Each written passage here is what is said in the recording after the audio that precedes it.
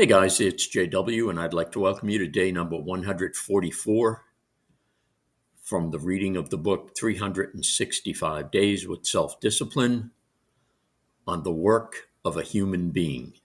In the morning, when thou risest unwillingly, let this thought be present. I am rising to the work of a human being. Why then am I dissatisfied if I am going to do the things for which I exist and for which I was brought into the world?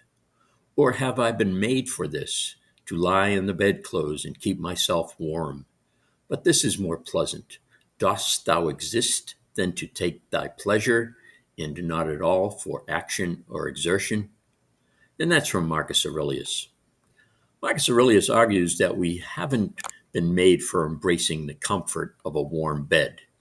Is sleeping in more pleasant than doing work? Obviously, it is. Otherwise, nobody would ever do it.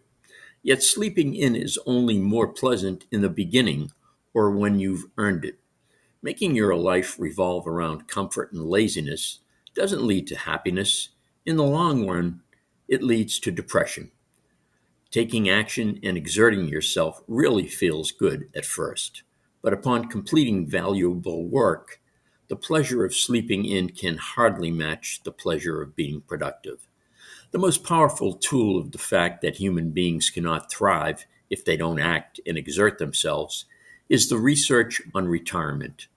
For example, according to a report published by the Institute of Economic Affairs in association with the Age Endeavor Fellowship, retirement increases your risk of clinical depression by 41% and the probability of having at least one diagnosed physical condition by 63%. What's more, the adverse effects increase as the number of years spent in retirement increases.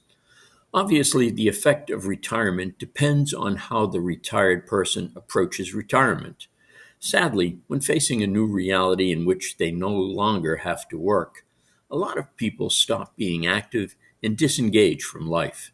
And that's what leads to the disturbing findings of the study. The ones who feel that their golden years are indeed golden are the ones who continue to be active. Okay, that is the reading for day number 144 from the book 365 Days with Self-Discipline. I want to thank you for joining me, and I'll talk to you tomorrow. Take care.